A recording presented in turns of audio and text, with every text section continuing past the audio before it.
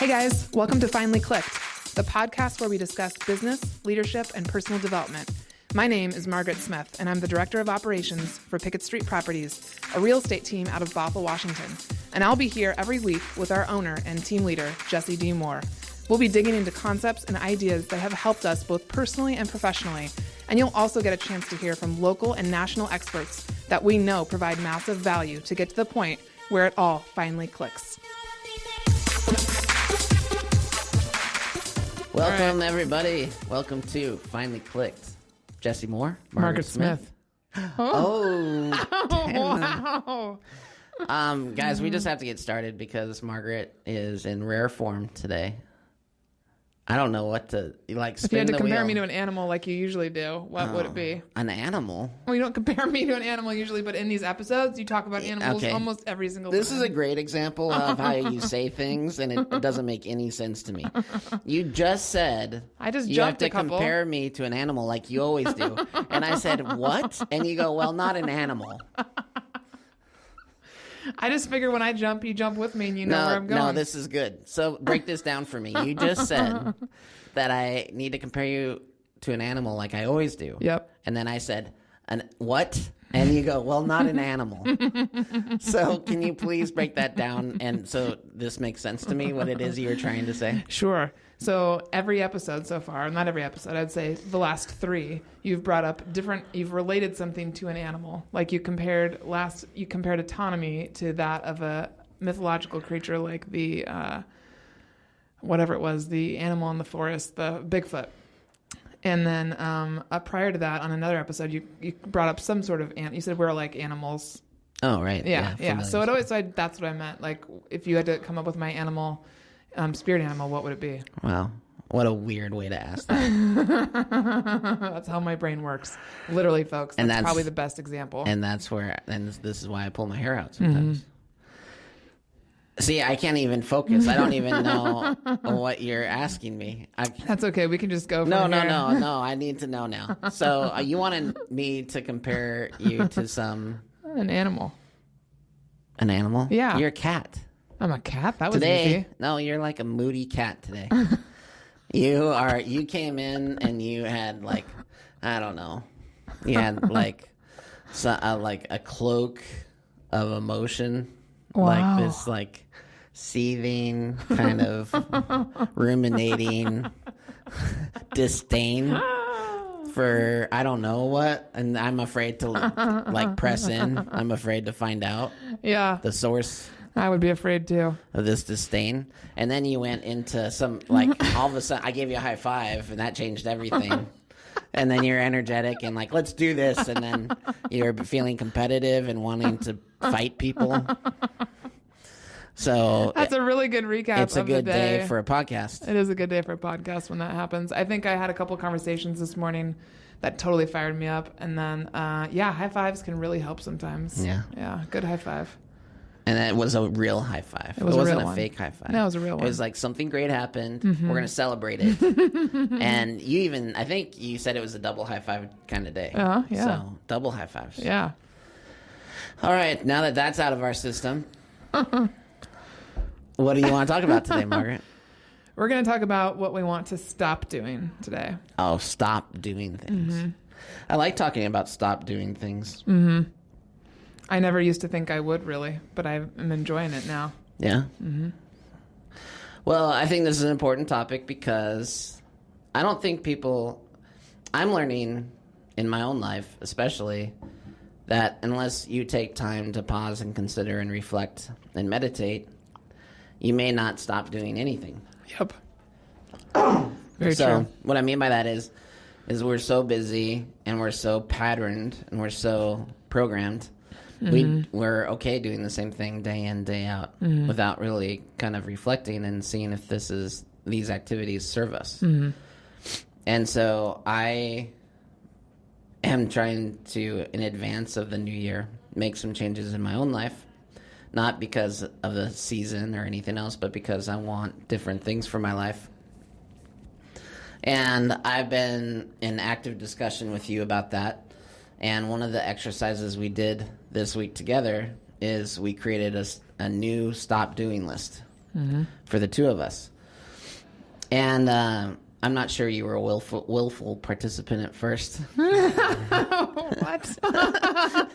I think you think, oh, Jesse's got this idea. Let's just see how long it takes before it flames out. Or, you know what I mean? Like let's see where this goes before he gets distracted by some other shiny object.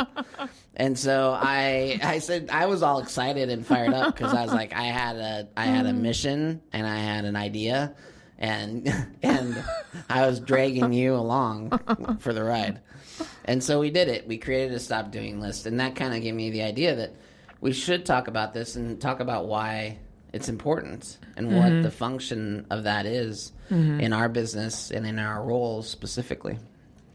No, I thought it was a good activity. And you described it pretty well, my attitude about it. So...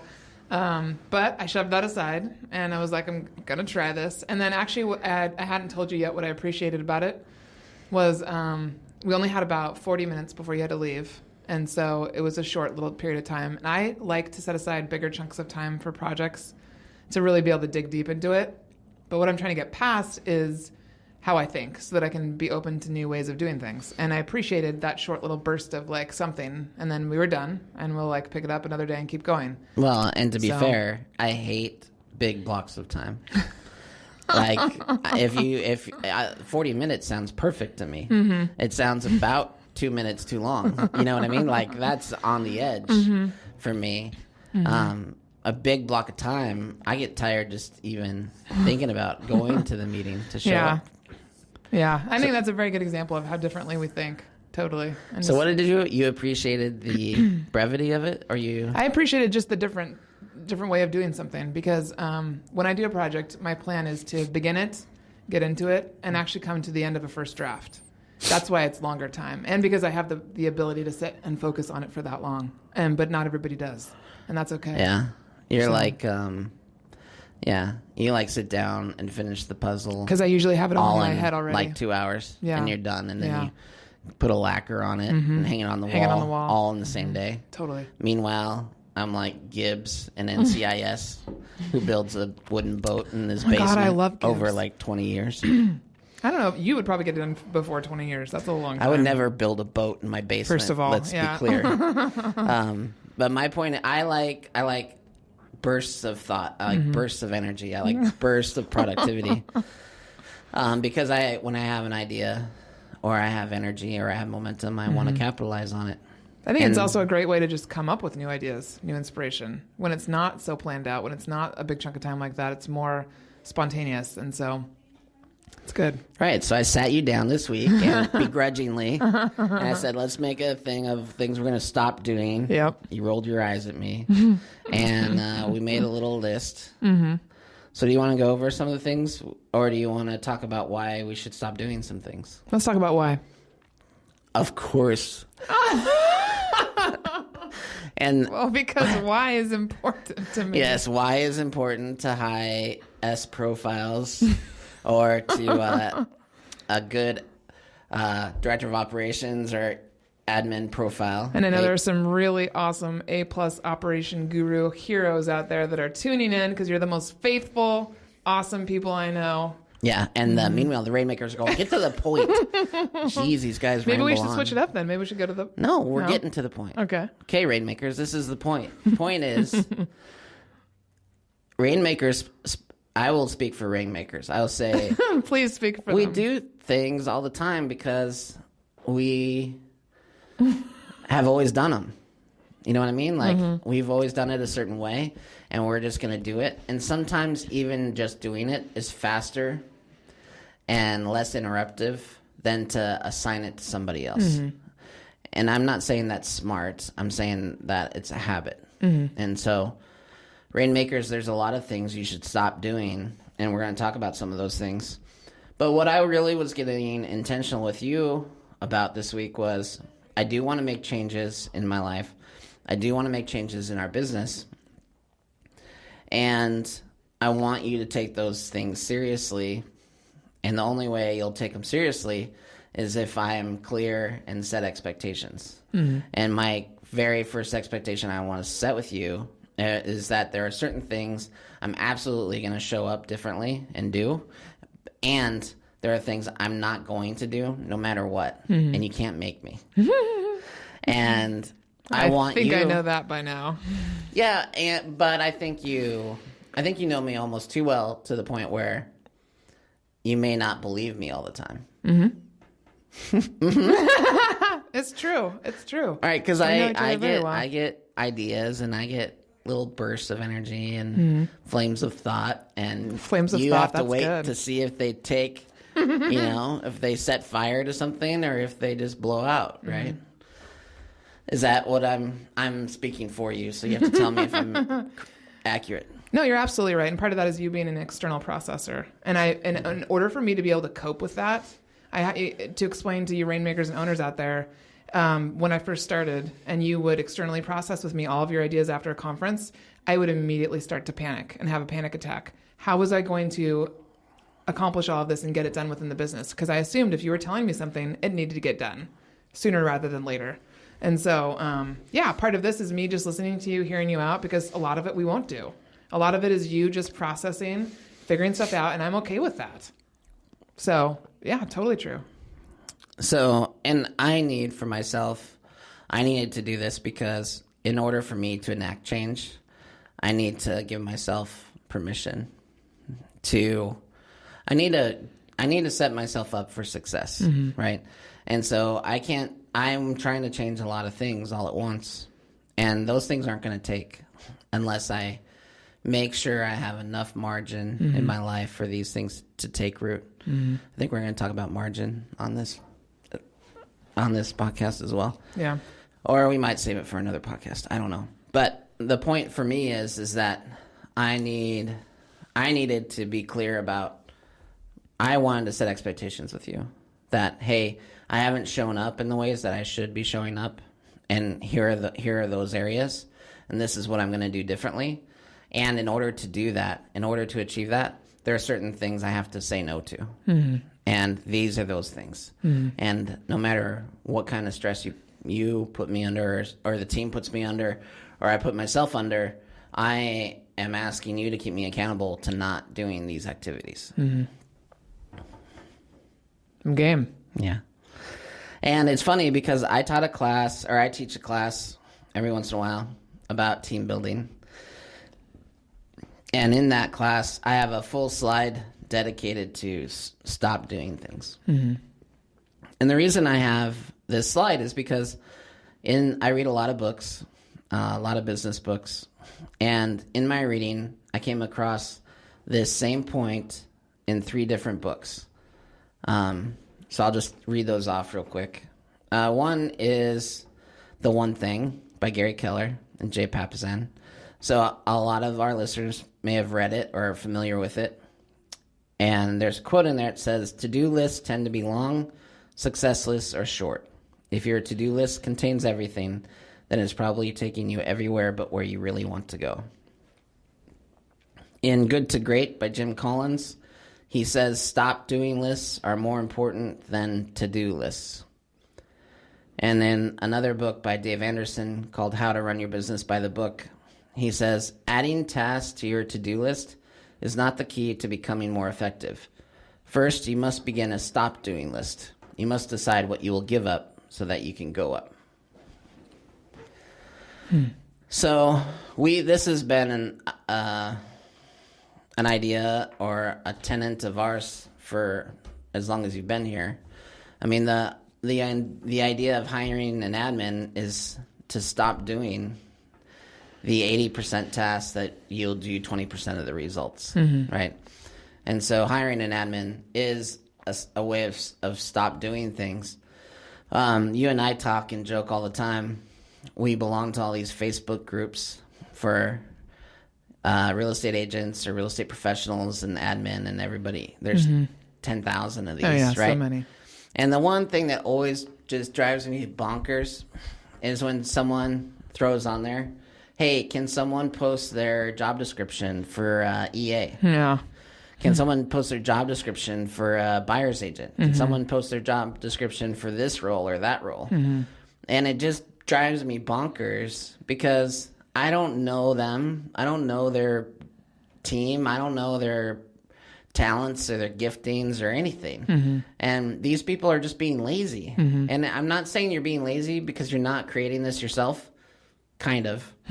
But there's a hack in how to create a job description that makes it super, super easy. And that hack is just write down all the stuff you don't want to do.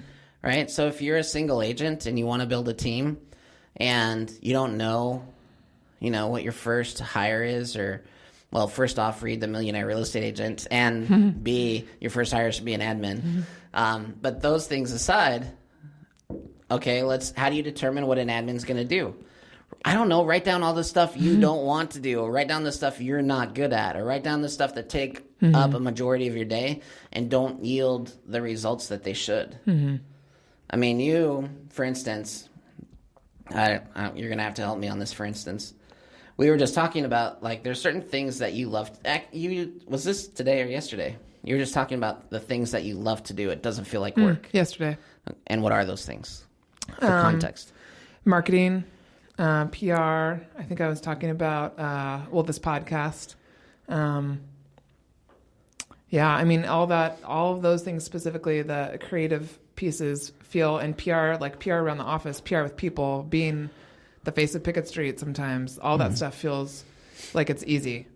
And, that's a great thing for me to hear. When I hear you say it doesn't feel like work, that's where I want you spending your time. Right? Yeah. Because at the end, if you're doing certain tasks that are in your natural abilities, your natural skill set, and they scratch that itch in whatever that's a win that you need to get through the day, that's a win. And the last thing I want you to do is to stop doing those things, to do things that don't make you feel that way.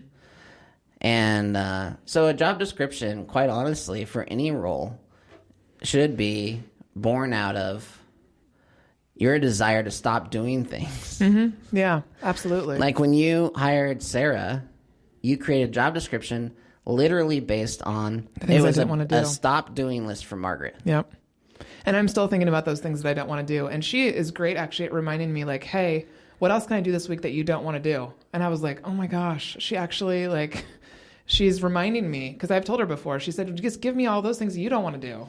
And so I've started giving her random things that I would normally just sit down and do myself, and it feels amazing to hand it off to her, knowing she's going to do it and she wants to help me. So, and I think, this is probably one of the number one questions that gets asked on that executive assistance group for Keller Williams. And it makes me laugh every time now, because number one, people want to put everything on your admin or executive assistant's Oh yeah, they want the job description to be 5 pages long. They want the job description to basically be the owner of the business. And I get it. And understand that when you hire someone, there are no unicorns. No unicorns exist. No one can do everything. And if they do, eventually they'll own their own business. So think about what you really need the most help with. And so I think I told you when I interviewed with you that I was not great at financials. I had not done P&Ls before, and that was not something I really wanted to do. I was pretty definite about that. And you were okay with that. You had a CPA at the time.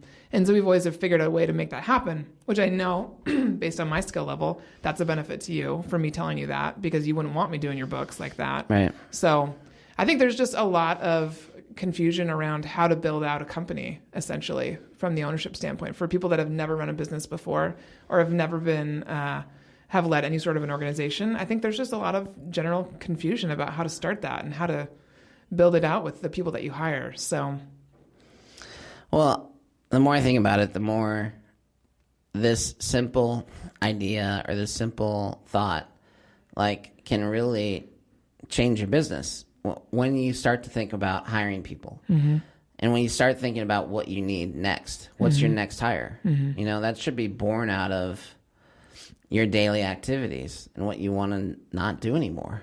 Totally. And how you can just be more productive doing the things you're best at. Yep.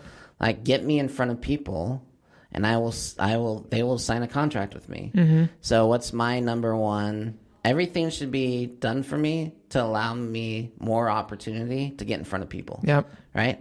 So me being in the office, processing transactions after they've closed is not my highest and best use. Nope. And yeah, I didn't hire. I know there's some people that hire admin that are like accountants or bookkeepers. Yep. And you know what? If that's in their wheelhouse, great.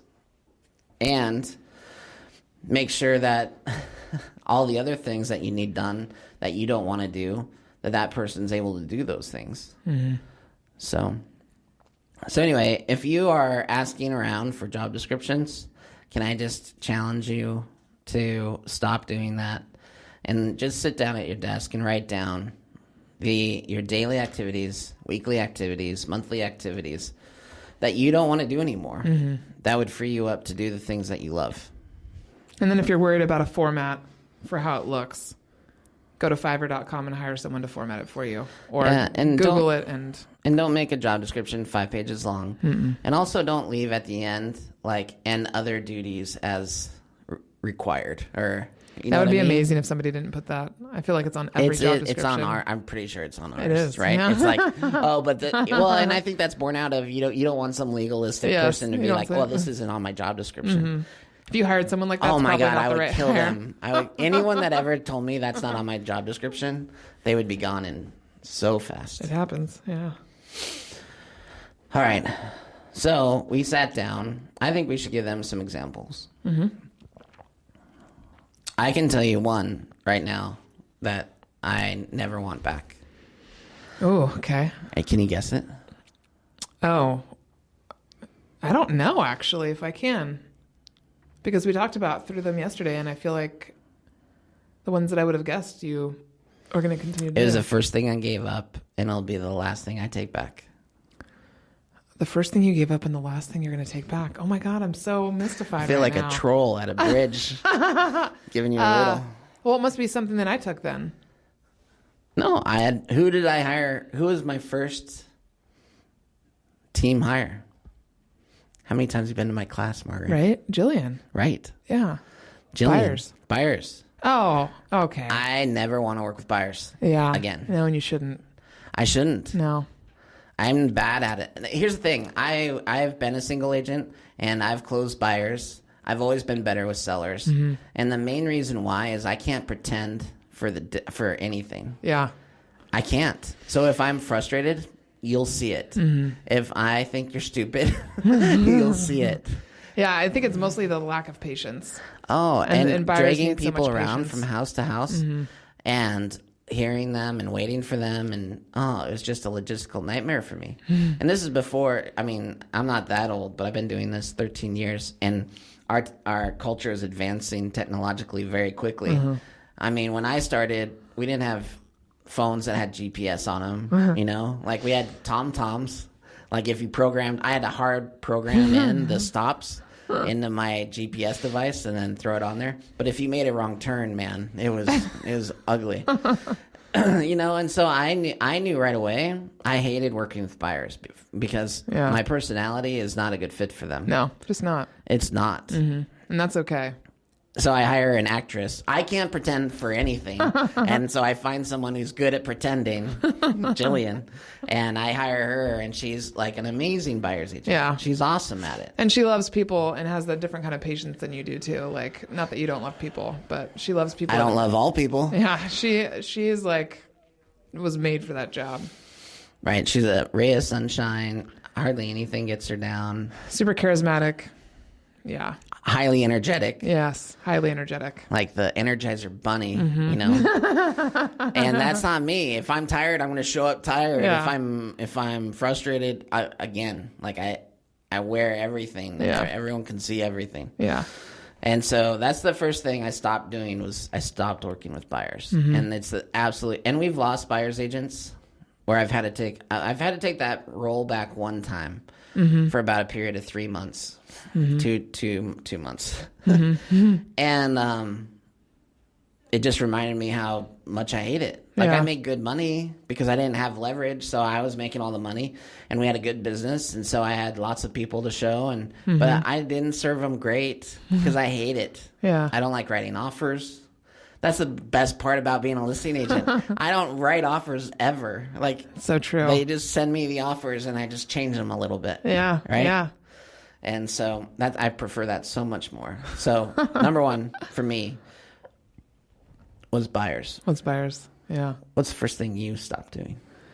I would say the first thing I gave up to Sarah was all the real estate, actually, if I think about it, bigger picture, because she came in. I never did TC work. I let people know about that because we have a similar perspective on any agent who starts in real estate should hire a third-party TC, first hire. I mean, first just third-party TC. They're not even in your company. So Sarah started doing all of our TC work inside the team, and with that, she also took the listing paperwork. So from that moment forward, I was not working in the organization. I was working on the business. Yeah. Yeah.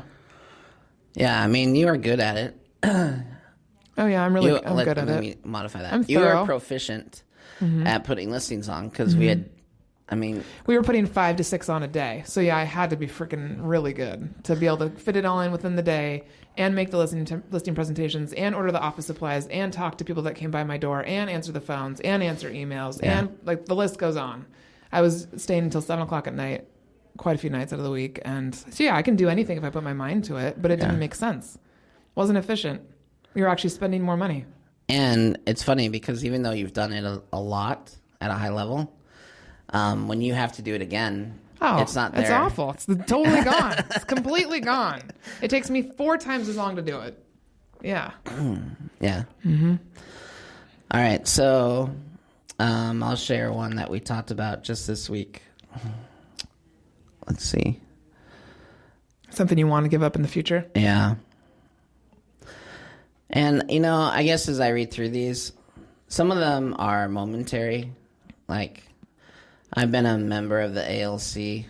For those that aren't aware or familiar with Keller Williams, it's a leadership group inside of the Keller Williams that allows agents to have a say how the office is run. And I've been a part of it for the better part of 8 years, probably. And I'm not a part of it now. And so I put on my list that we talked about this week, no, I'm going to stop doing office politics. Like, I'm not going to care if I'm in a meeting or not, or who sees me there, or I'm not going to go to a training because it's expected of me. I'm not going to go to anything that's really office affiliated. I'm not going to feel bad about it because I want to focus on my business. I want to focus on what I want to focus on, and I've contributed in the past, and this is my season to focus on the things I want to focus on.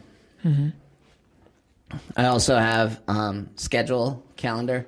I am touched when it comes to my schedule or my calendar, and you can attest to this. Like if I have like an inefficiency that is just hard coded into me, this would be it. I think, like, my ability to keep a schedule or to,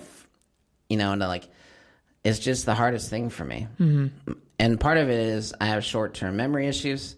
I think it gives me anxiety to think about putting something in or not putting it in correctly or missing it. And then when a day fills up, it makes me feel weird. It makes me feel like I'm out of control. Like I'm not in control of my own life. I don't have enough free time in my schedule.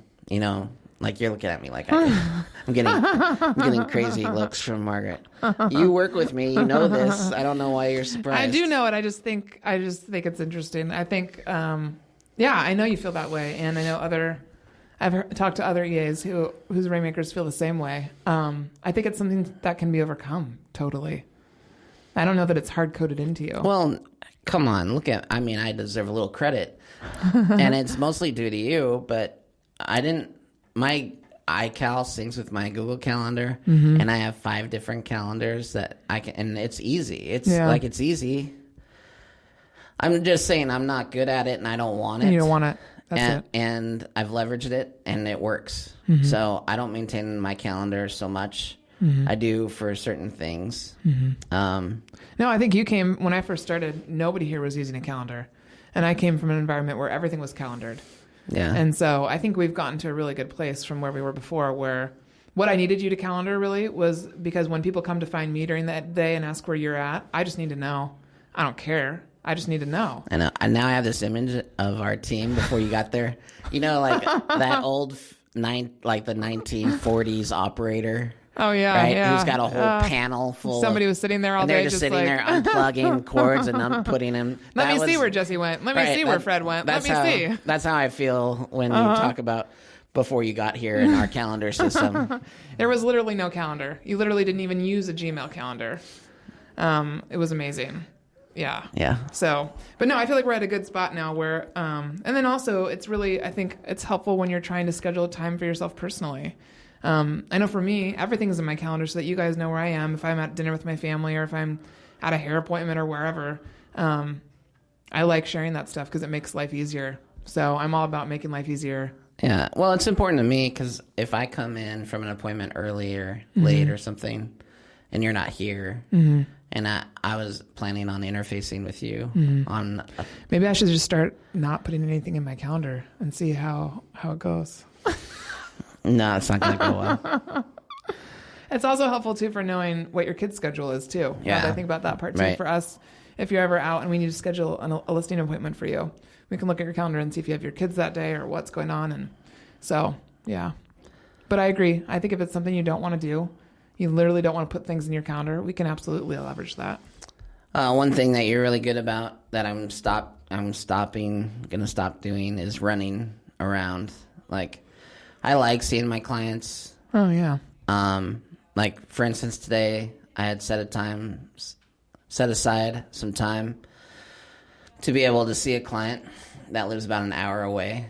And it didn't work out where I was going to be able to see them, but I needed to run an errand for them down there. And so it's still going to eat up probably 2 to 3 hours of my day. And you coached me out of that. And that, to me, that's a sense of obligation on my part. Like, I feel bad because it's a personal relationship where I feel so personally about some of these relationships, even though I know it's not a smart use of my time. I had planned for it, and so I could do it.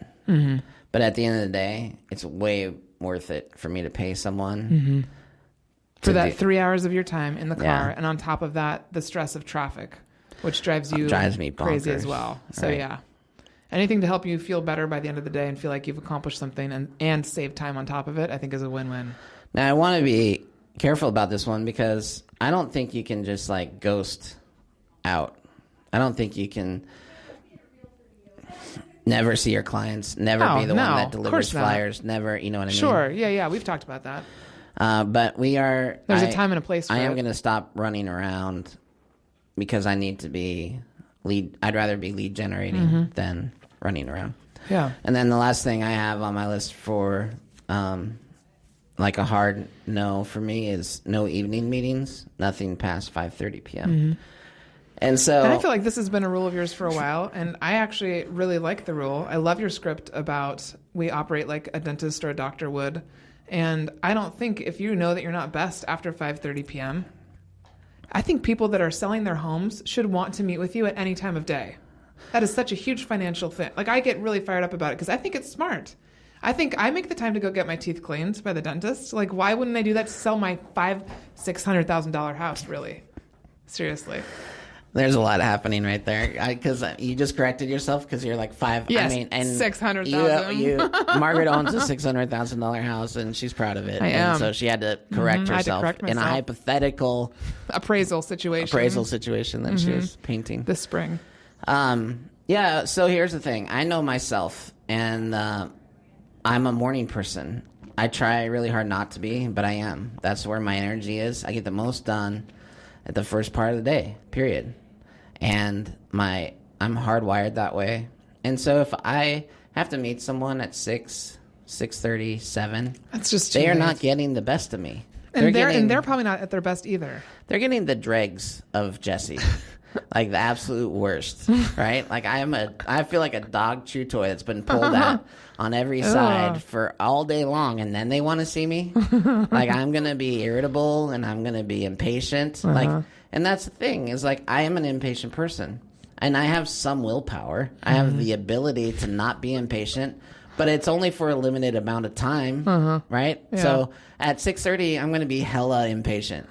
and there ain't nothing I can do about it. That's the way it's going to be. And so I know I'm more successful if I meet with people during the day. And so, yes, you kind of glanced off the script, but to give people the script so they have it, I don't like doing evening meetings, and I think it's a crock that we are expected to. We have a professional trade, and I'm very intentional with my agents, and I tell them I want people to think of us like they would their family doctor or their family lawyer. I want them to have some grace for the fact that this isn't my life. I have kids. I like to have dinner with them on occasion. I'd like to see them grow up. And so I don't sacrifice my evenings, and I don't sacrifice my weekends. And I know that's hard for some real estate agents to hear. And I'll tell you this, that if you are intentional about it, you can have a successful business and not work nights and not work weekends. And I've been very clear about that, probably more so after I got divorced. Because then when I had my kids, I didn't want to sacrifice that time for anything, specifically not for clients in the evening time when I'm not my best anyway. And so I had to develop scripts and techniques to deal with that. And so when someone asked me for a 6 p.m. appointment, I asked them, I'll push back and I'll ask them to choose an earlier time, or can they get an hour off of work? And if they have any resistance to that, I just ask them, great, so how does it work when you need to get your teeth cleaned? And they're like, well, I take an hour off of work and I schedule it at the beginning or at the end of my day.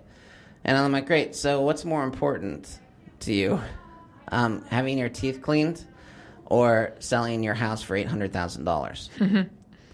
And I just try to drive home the point that I want to be treated like a professional. And so I have to set expectations like a professional, which is I'm not going to drop everything and come meet with you at your home at 8 o'clock at night because that's most convenient for you. That's not how life is. And that's not how it works when you sell your home. You don't just show your home at 8 p.m. at night. You show it all the time during the day. You have to be ready to go. And so for years, this is the way I've operated, and I get very little pushback on it. I just think that people accept what they're not willing to set expectations on. So yeah, if you let your clients set your expectations for you, then you'll be working all the time. Yeah. And you'll be sending emails at 10 p.m. and it's all about expectations. Yeah. I think that's half the problem with some of our friends in this industry is they just don't set any expectations. And so the public has come to expect that real estate agents are on 24/7. And so everything I say is a script in my listing presentation. And so I literally tell my seller, before it even comes up, I tell them about my business model, and I tell them that I have 2 kids. I'd like to see them grow up. I like to have dinner with them on occasion. Truth is, I have dinner with them every night. But by saying on occasion, I'm just saying I'm not asking for the world. I'm just like, this is sacred time. And if we can do it at any other reasonable time, I would much prefer that. And it works. So as I cast a vision for next year, and as I think about the things I want to change, this for me is still on my stop doing list. That hasn't changed about me. I'm not going to start doing a whole bunch of uppers so that I can go do evening appointments. Yeah. That would be bad. I don't need uppers. Yeah. Yeah, I think that's just something you want to continue, right? You've been pretty good about sticking to that. Yeah. Yeah. All right, Mo, can you give them some examples of what you... Yeah. So I have career ones and I have personal ones. Which ones should I do? I mean, I think both. Okay, let's do both. All right, from a career standpoint, I talked about recruiting. I love people and I love connecting people, and I think I do that naturally. But I don't love the recruiting process. If I had to do that all day long, I immediately feel pained. I think we've learned too, though. I mean, this is, and I don't know, we haven't really talked about this, so I guess we'll find out if it's true or not. I think that we've learned that you're better at recruiting unlicensed people, and I'm better at recruiting licensed people. Well, duh. Well, Sure. That's not a duh statement. You're a bright, shining beacon of light that radiates all through the office. Everybody's attracted to you. Everybody wants to talk to you. That's true. Everybody comes in. Are you kidding me? People would much rather talk to you on any given moment of any given day than to come talk to me. Like, this is a running joke. Really? If Miriam's listening to this, I'll just give her a shout out real quick. For somebody who avoided my office at any cost, but loved my admin people. And so she'd have to, like, ninja around my door to go talk to you guys. And I'm like, who is this person who keeps talking to you and avoids me like the plague? And the truth is, this is not an isolated incident. And I'm fine with it. I'm fine with it. Please don't bother me. Okay? Yeah. And in this conversation about recruiting, people like to talk to you, and people want to talk to you, and people want to be screened by you and interviewed by you. Yeah. No, and I think it's true. I think, and ultimately we've had some conversations about this where I've been able to work on my screening skills and my recruiting skills to target agents and to target. I was always trying to go after high performers. I always go after things that are outside my comfort zone or outside of what I'm good at. Like talking to that agent in San Francisco, if I want to give Steve a shout out, which Steve's never worked with us, but I still love the guy and he's talented. And so I wanted to see if I could recruit high-level agents. And I totally believe I could if I really wanted to, if I was super passionate about it. But the fact is I'm just not super passionate about it. I like attracts like. Right. And I believe that I can attract whatever admin talent I want. Well, the fact is we don't need to hire admin right now. Well, in fact, actually, I'll if I can be so bold, I would say you attracted sales agents that were more like-minded to you personally. Mm-hmm. And or a better reflection of like your personal ideals. Mm-hmm. And that isn't a salesperson. No. You're not a salesperson. Definitely not. And so like they were a good cultural fit for the team, but they weren't killers. They're not salespeople. They weren't sales killers. If I sit in the room with a killer, it's not exactly... You're sitting with one now. I'm not exactly uber into it. I mean, I don't know. Yeah, this is probably a whole nother podcast, but... I'm a salesperson in a different way. And so I'm not a real estate salesperson. Absolutely. I totally agree with you, Jesse. Like, I absolutely do. Right. That's and why so if I tried to be a sales agent for you, I could kick some serious butt because I am so freaking competitive. I would go after it. But is it natural for me? Is it something I want to live in every day? No. So, yeah. You would hate it on a day-to-day basis. I know. I would probably be a puddle of just... And I'm not saying you couldn't do it. No, I know. I know you could do it. I know I could do it. You would hate it. I would hate it. I would hate it. And so if I want sales killers, then I need to take that back. Yeah. I need to recruit those people. Yeah. And we got clear about that in the last week. Mm-hmm. So you're going to stop recruiting salespeople. Stop that. And then I also put sales department down because I've really been trying to do whatever I can to support that. And I'm not going to stop everything I'm doing. However, and I'm not going to try and be the director of sales. I'm not going to try and be, someone that's in charge of training and doing that part of the business. And I'll just speak to that real quick. I think it's easy for admin, especially if they're doers like you are, that they'll try to be everything. Yeah, I just talked to another one this morning. It's really true. No, you'll try to run the team, and then you'll try to be the coach, and then you'll try to be the cheerleader. Absolutely. And then you'll try to be the scorekeeper, and then you'll try to be the referee, and then you'll try to be the catering department, sure. the craft services table after the event. And I know I love your willingness to do that, and I want cheerleaders to be cheerleaders, and I want coaches to be coaches, and I want admin to be admin. And I'm not a cheerleader. I'm not. I'm a coach. Like, I have a coach's mentality, but it's hard for me to. I'm not giving the high. I mean, I like high fives with you, but I'm not going around to people and artificially inducing happy states of euphoria so that they can go out and do their job. You know, I expect more of people than that. So we need a cheerleader on our team. Like, that's something we've identified. You can send your resume to cheerleader at picketstreet.com. Yeah, and then the other two things I put on there were the TL role and personal assisting, which we've talked about. We talked about the personal assisting piece and communication, I think, in that episode. Well, I brought it up when we were having this discussion because it was something that you were sensitive about when I first hired you. I didn't ask a lot of you. I didn't ask a lot of that of you. No.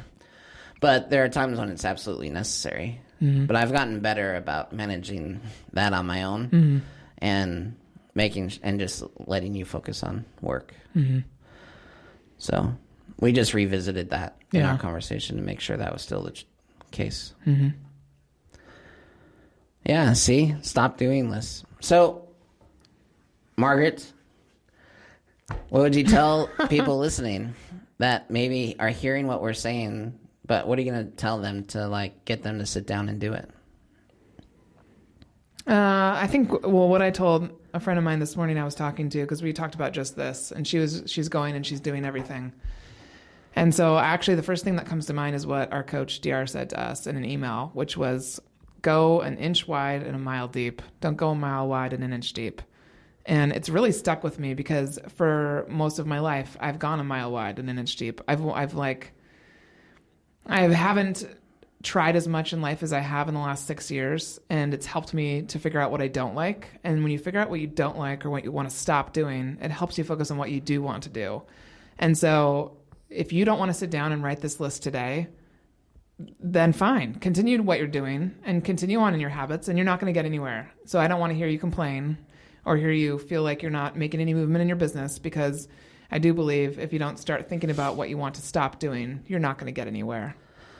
Yeah, and as you speak, I'm realizing how much happiness is tied to not doing things you don't want to do. Absolutely. Yes. Right? So if you're not happy or you want to be happier, then just do this exercise. And not just professionally, but do it for yourself personally. Absolutely. I wrote down like 6 personal things I'm going to focus on stop doing. And just an example for some people out there that's on a personal note. If my mom's listening to this, she's going to talk to me about it later. But 2 things. So one, I'm stopping my photography business, and I closed down my website in August, and I just need to take down my Facebook page for it as well. And that's a big deal because I started that business in 2011, and it was always been a dream of mine to be an artist. And, you know, I've realized, Margaret, you will always be an artist. I don't have to have a website or a business that's just about art for that to be true. And it was taking time away from what I'm realizing I'm really good at, which is all of these things I'm working on this team in real estate. I'm really good at it. And any time divided away from that, when I started to work on editing projects again, was super painful. Like sitting down and drawing stuff out and editing for 6 to 10 hours a wedding. Unless it's a really close friend that I want to do a favor for, I'm not doing it anymore because I'm not making enough money either. And so, and then the other part that my mom's going to want to talk to me about is I love doing projects with my mom and sewing and crafting and all of those things, but I do not get as much joy out of it as she does. And so I will quilt and sew and craft with my mom on certain projects, but she knows I've said no to a lot of things because when I'm home, I would rather spend my time reading or meditating or working on my other business plans or things like that, which I know is really hard for her. Sorry, Mom. See, you are a cat. You'd rather go lay in a ray of sunshine, right? Okay. While your mom crafts in the corner. Yes, actually, I would. I would lay, with a drink in my hand while she sewed and crafted. We just talked. Right. And Absolutely. You just call it meditating, and then it sounds, evolved. True. My example, when my fiance and I moved in together, I had an uncomfortable conversation with her where I said, I kind of did this. I said, now that we're living together, there are certain things I don't want to do anymore. Like, I don't want to do laundry. And that's it. That's the only thing I said. Like, I didn't give her a list. I'm not doing this. I just said the only thing I don't want to do is laundry. Yeah. If I can help it at all. Like, it I hate It's a it. tedious task. And turns out she loves it. I mean, she loved it before. We have a blended family with 3 kids. I think she likes it less now. I would say, yeah. All those But kids' she does clothes. like it more than I like it, and she's better at it. And she can watch Housewives all day long while she folds laundry, and it's fine for her. Yeah. For me, all I can think about is how much time I'm wasting, and nothing gets folded because of that. Mm-hmm. And so I would say do this for your personal life, and use it as an evaluation tool to figure out what's working and what's not working. And if something's not working, now listen, this isn't. I wish it. Maybe you're in the. Not everyone's gonna be in a position to stop doing everything they want to stop doing. Sure. Some things have to be done, and you may not have the time or money. Sure. To find an alternative way to finish However, it. I would challenge their thinking on that. I I agree. absolutely like. Yeah. Where there is a will, there is a way. Absolutely. But I would say, really examine and think about it and be creative, because there's probably a way for you to stop doing the thing you hate so that you can spend time doing something you love. Yeah, absolutely. Yeah. Yeah, that, I mean, you said one of the things I put down, which was stop feeling guilty for doing what I love. Just dropping the guilt. And then the other one was stop overthinking. And so I've done a better and better job at doing less thinking and just acting. But I was just reminded about it again today, which is probably what put me in my mood. Like, some people just overthink, and I don't want to be one of those people who just thinks and never acts. It's, we have too little of time to do that. Well, and, it's so important that it's so important to me that you don't do things that you're not supposed to, because it does sour your mood. And it does impact the entire team. Like, you and I are that way, where how we act affects everyone around us. And there's some people that's not true, but it's absolutely true of us. And so if we have enough care and consideration of others, then we have to be mindful of this, not just for our sake, but for the continuity, the culture of our team. Yep. I had a quote from John Maxwell that I thought was good for today. It said, "Perhaps the very best question you can memorize and repeat over and over is, what is the most valuable use of my time right now?" So I found myself, one of the habits I've gotten into somehow, thankfully, getting some new habits, is I do ask myself that in the morning, and then sometimes during the day, and at night. I'll think about, like, when I'm doing something, am I doing something right now? Maybe I just need to cool off and actually just stop asking myself questions and just relax for a while. But I'm trying to be aware of what I'm doing so that I can really acknowledge what I want to change. Yeah, I've been more intentional, and I know one of our upcoming podcasts will be "Do the Hard Thing." And it's been kind of my phrase for the year. Yeah. And I told you this example, like, over the holiday weekend. I just tried to stop procrastinating and putting little things off that were, like, affecting my life in kind of big ways. This is going to sound silly, but it's the best example. It's a good example, yeah. Jill reminded me of this. On my first date with Jill, I made her a steak dinner at my house. And she didn't know who I was. I kept talking to somebody, setting timers, and it was Alexa. I was talking to Alexa, Amazon product, right? And she had never seen one before, and so it was interesting to her, right? And so then we move in together, and I upgrade all my technology, and I get a new Sonos speaker that has Alexa built in, but it's the first generation, and it's super buggy, so much so that we can't get Alexa to work. Like, it doesn't work well.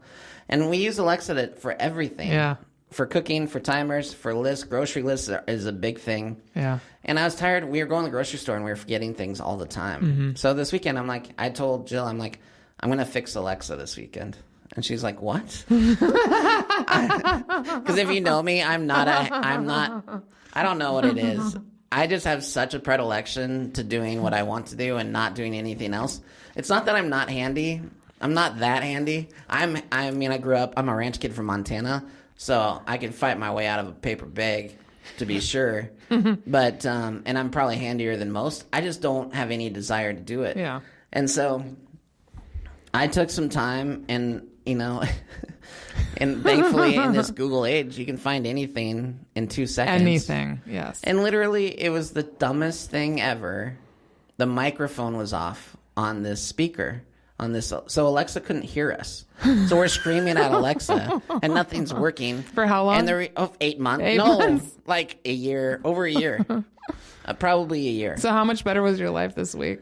So then there's this button that's not a button, which shouldn't be a thing. That's a design flaw. I mean, I like it. I get it. It's low profile. You can't hardly tell it's there. But if you don't know it's there, then you really can't tell it's there.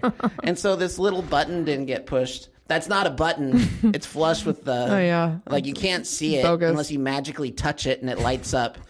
And we didn't have the microphone on. So, literally, I just had to turn the I had to hit one button. That's not a button. And your life the whole changed. thing, it's like... And then, Did she wake up immediately or what? Well, yeah, and what's great then is when I realized you can turn microphones on and off, then I turned all the other ones off because Alexa was screaming at us from other rooms, right? Like, and I'm like... Like, it was such a dumb thing, and it caused so much chaos in our life. I can't believe you didn't mention this earlier. I haven't heard. And Alexa so hasn't finally, been on. I fix it, and then not only do I fix it, but then I enable other things in my house. So now I can say, Alexa, turn on Hulu on the Xbox, and it does it. It's amazing. And my family thinks I'm like the Wizard of Oz. And that took you how long? I mean, we're not going to talk specific numbers, but let's say, I don't know, 15 minutes. Yeah, that's insane. That's amazing. But it's forcing yourself to sit down, have the discipline to say, I'm going to do this today and get it done. Yeah. And it's not a big thing. It's not like you wanted to do it. It didn't take a lot of time. I just had it in my head that it was an inconvenience. Yeah. Well, I forget if that's in the book that we're reading, Atomic Habits. I know we've talked about that a lot, but there's in that book or one of the other ones I'm reading, it says oftentimes we blow up tasks like that, like laundry and doing in the dishwasher. I hate unloading the dishwasher and loading it. We blow it up so it's such a big thing that we avoid it and don't do it, when in reality, probably only takes like 7 or 8 minutes to like unload the dishwasher, or, maybe 20 minutes to fold some laundry. Like, but we blow it up into such a big deal that it just doesn't happen. So sometimes I force myself to go through my whole checklist at home, and I mean, it's amazing. That's the admin in me, though. I can make myself do it.